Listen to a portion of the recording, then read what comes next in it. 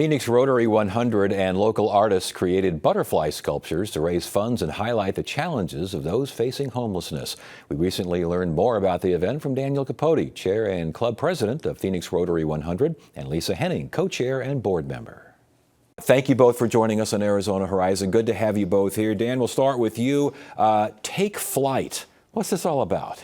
So Take Flight, we're part of Phoenix Rotary 100, and this is the second annual event. It's a fundraiser where we've got this year about 40 artists around the valley making 50 different butterflies, and there's all different sizes. These are the smallest ones, and it's used to be a fundraiser and to help us with some of the grants and how we do community service. Yeah, and Lisa, the idea of butterflies representing people in transition, is that correct? Yes, transformation. So a lot of our club focuses on impacting homelessness in the community, and we feel that people going through homelessness are in a strong period of transition in their lives, and so butterflies represent obviously great transformation and inspiration and hopefully something motivating to people to be impactful in their journey. Indeed, and Dan, again, so do you have artists, okay, and what, they're just given a blank piece of metal and go to it? We provide, and these are actually stainless steel or steel,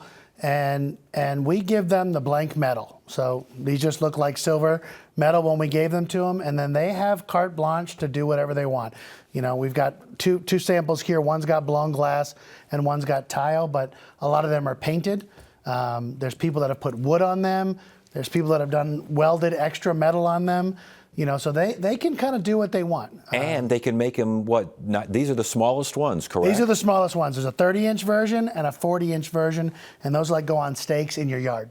Oh, yeah, I bet they do. They're more like for landscaped areas. Lisa, how did you figure out which artists would participate, or did they ask to participate? Well, we have such a strong artist community, which is fabulous, and Dan and I actually just did a lot of pounding the pavement in Old Town on Main Street and really just going into galleries and asking them and the people that they highlight if they'd be interested in participating, and we just had such a wonderful response to artists getting on board and being charitable and even recommending other people they knew and their friends. And so we have a lot of repeat artists in our second year, and then even them bringing other friends to the table saying, hey, we have someone that would want to do this. So we felt very grateful. And we partner, the Shemer family actually is part of our club going way back, but we partner with the Shemer Art Museum. So they have a lot of artists that they work with. And so some people that heard about it through there, and they have youth classes and different ones. So that helped us kind of spread the word the first year especially. You mentioned the Shemer Art Gallery. They're on display, still on display there? Yes. Yeah, so the Shemer Art Gallery is where the event is held during their Art in the Garden event, which was over the last weekend. And then we have a private event, which is the final end of the auction that was on Sunday. But all the butterflies are on display there. The ones that are left are still there for a little short time. But yeah, so that's where they have it all. They're over the whole weekend. Yeah, do the big ones sell? I mean, they have to go, but they must go for a pretty penny, huh? Well, obviously, depending on the size of your yard or patio area is somewhat of which one you might choose to buy. But the large, it's funny, we had that discussion last year. Like we actually had the couple that bought one of the largest last year decide to keep it inside their home. So as much as it's almost like a piece of art. Advocate it being out in your yard, some people have chosen to display it inside their house as well. Big enough house, I guess it'll fit, huh? But the big ones can go for as much as a couple $1,000 or more. There you go. Once you get in the auction, and the little ones are in the hundreds, the mediums are kind of right in the middle range. Dan, before you go, talk to me about Phoenix Rotary 100.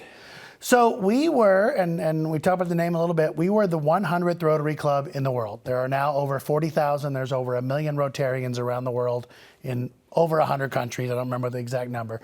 We are a service organization. We focus a lot on volunteering and a lot about grants and giving back to the community. We, over this same past weekend, we have the 94th annual speech contest.